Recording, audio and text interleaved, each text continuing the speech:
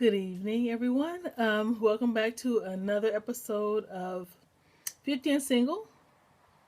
I'm Jernigan, your hostess, and I'd like to first start off by thanking everyone who participates in these videos and keeping the discussion going and contributing information, sharing your lives, sharing your experiences, and just reaching out. And it just really, to me, is very motivating. Okay, so on the last episode, we talked about. I asked the question, "What do you think would be a good first date is?" And a lot of you guys gave me some really interesting answers to that. In the comments, in some of the comments, I had shared about.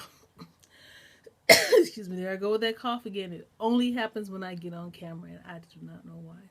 But anyway, yeah. So I'm gonna always share some of my experiences, whether they be good or bad. And yeah, some of you guys shared some of your experiences, if not your own experience that your own family members had that were very similar to mine.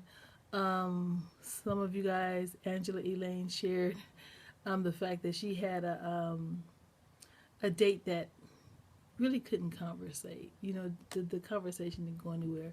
I asked you, sister, if you ever dated that guy again, and you said no, and I don't blame you. I would not have either. And that was in response to my date that was kind of like really a big dud.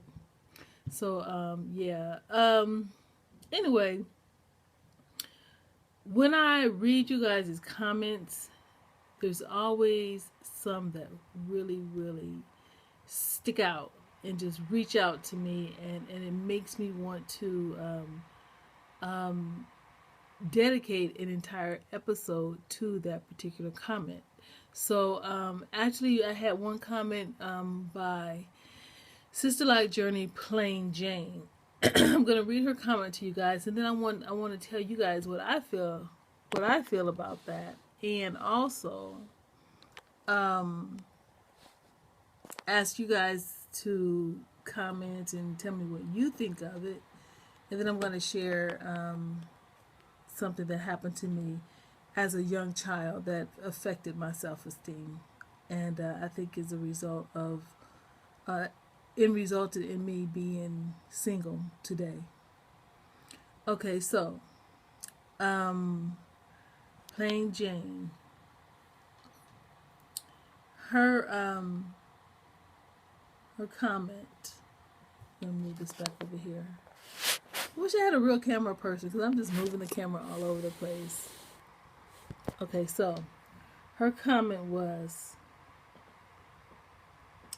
getting to know yourself, finding quality men on your wavelength means a lot.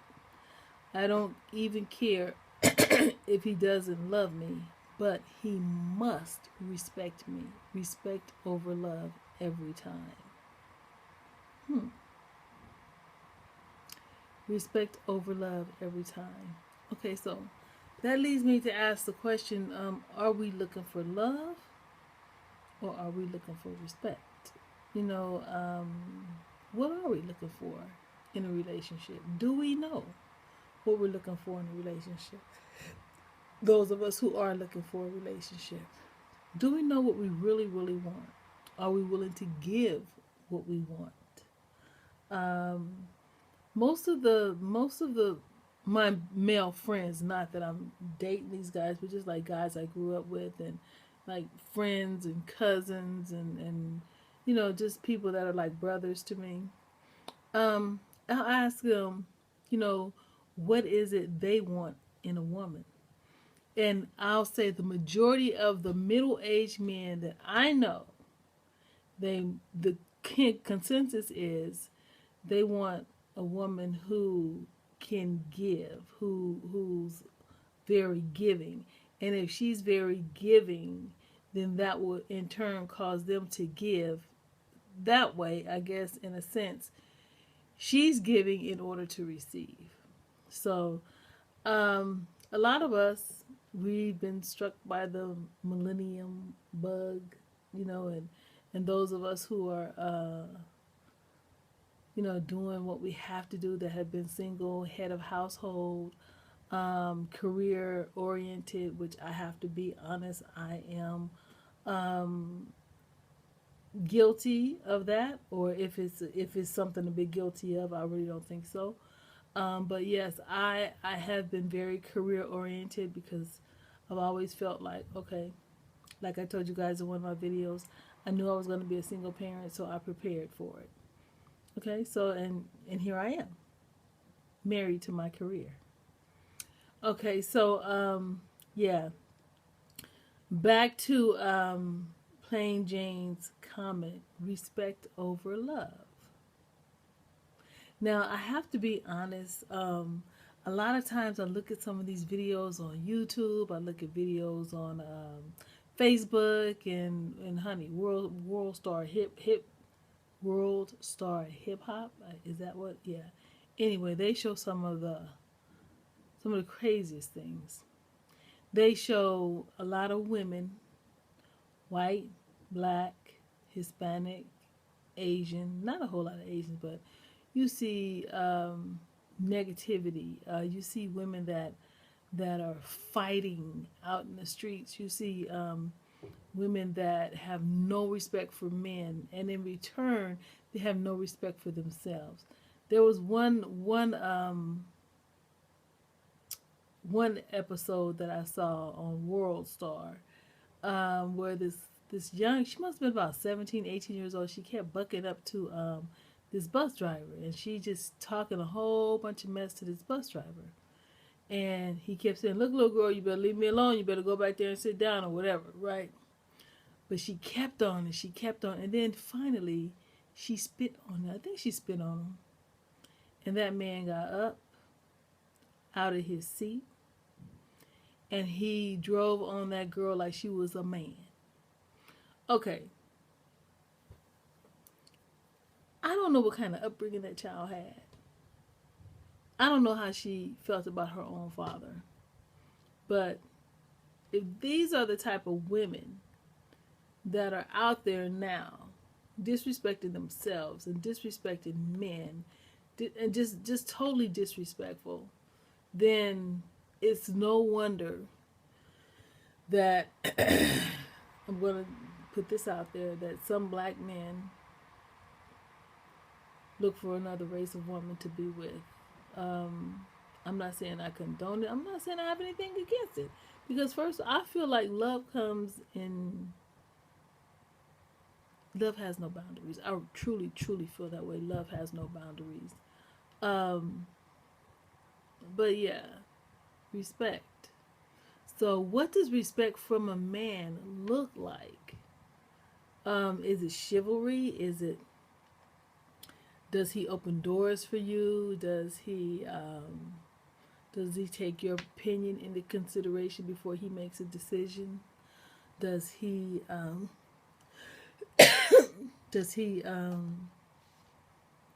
just take on that leading role and make sure that you have nothing to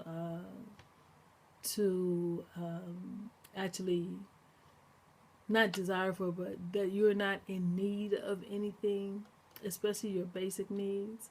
Is it a man who will make you feel secure?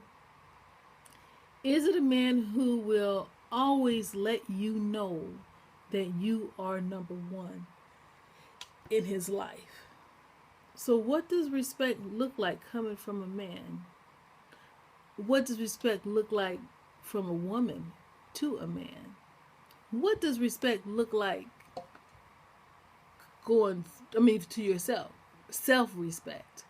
To me, self-respect is, of course, I'm not going to do anything to embarrass myself. I treat others the way I would like to be treated. I don't like calling unnecessary attention to myself. I don't speak in a real loud tone. Now, I'm not going to sit up here and say I don't curse. You guys haven't heard me curse. I do have a bit of road rage. So, yeah, I do drop a few F bombs every now and then. I am not going to sit here and pretend I'm perfect. I am not perfect. But I do respect myself. I was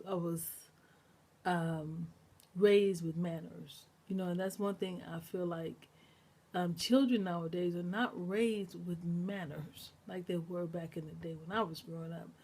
Some of the first things we learned how to say was please, thank you, may I. It was not gimme, let me. It wasn't like that. So, yeah. So, respectful children, respectful adults. Um, so, do you guys agree with that? Do you agree that respect over love? Okay, so what does love look like? Okay, is respect a form of love?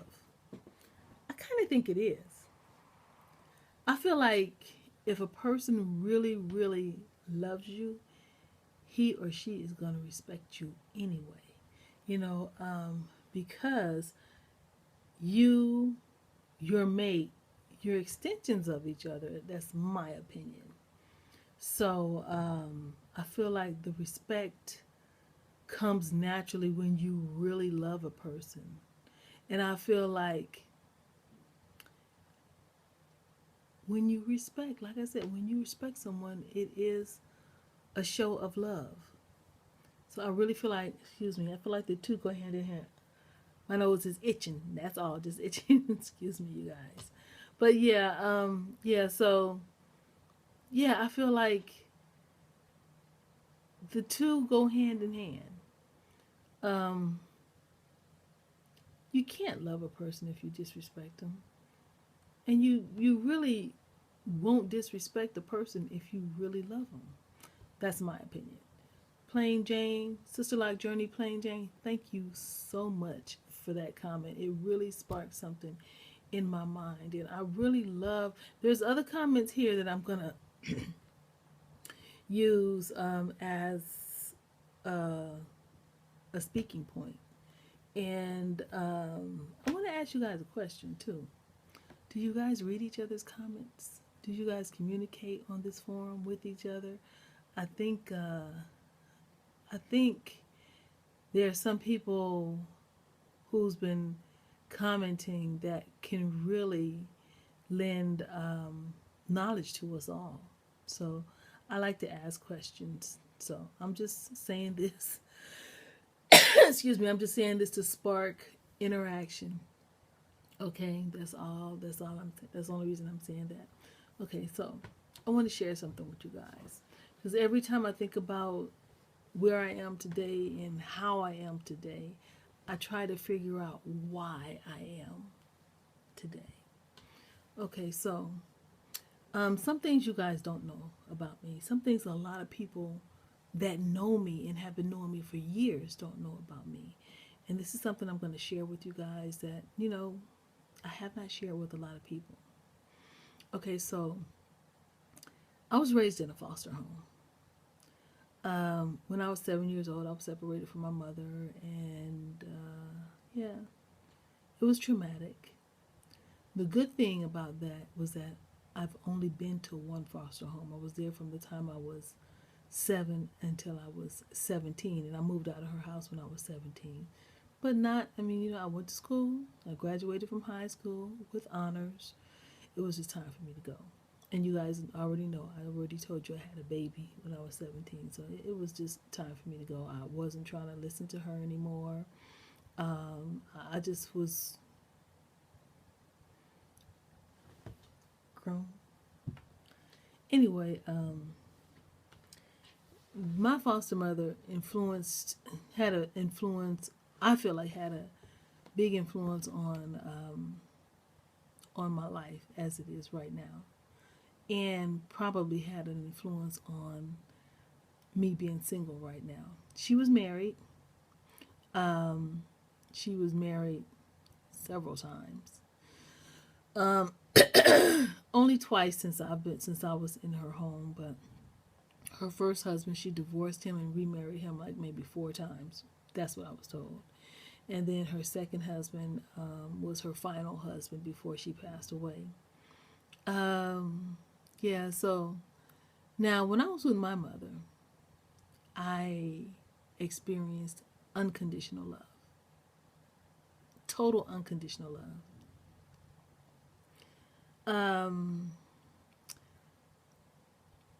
The moment I stepped foot in my foster mother's home, I felt somewhat separated, somewhat ostracized, because my experience as I remember it was I was 7, my older sister was 9, and my younger sister at the time was 5. Okay, so I have a different father from my sisters, and my skin tone is different from my sisters.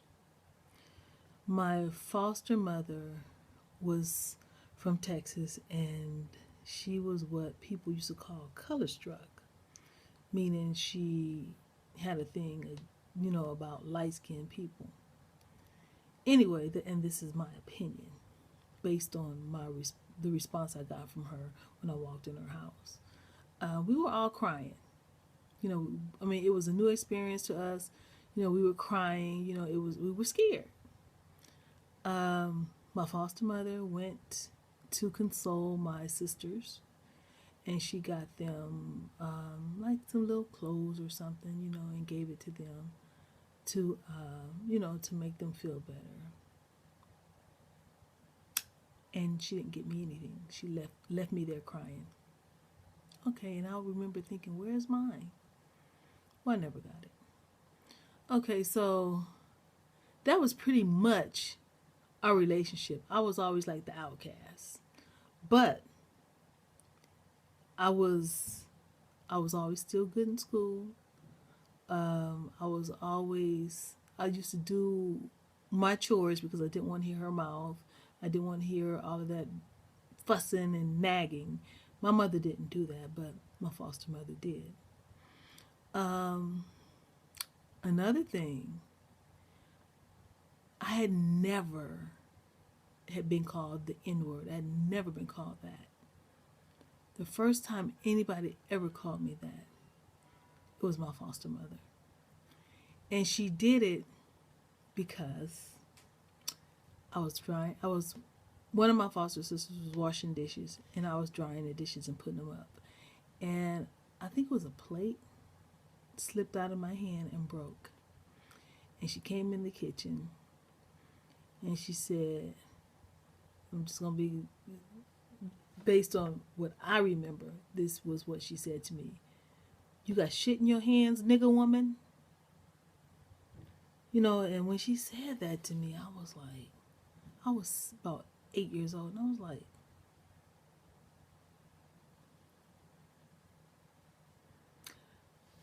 my spirit sank. It really sank. And that was just one of the many insults that woman said to me. It affected my self-esteem in many ways, but in some ways, it just motivated me to get grown and get out of her house. So, excuse me, my nose is itching. And I think that part of my self-esteem that was affected has a lot to do with I think I brought that into my relationships, feeling like I wasn't worthy. Yeah. So, have you guys had any experiences like that? Have you guys ever, do you know a defining moment in your life that you carry over into adulthood and into your relationships? Yeah. So, that's just besides respect over love. That's something I want you guys to please think about and comment on. Okay? It's been a pleasure doing these videos so far, and yeah, I'm looking forward to the next one. You guys have a wonderful week ahead. Peace.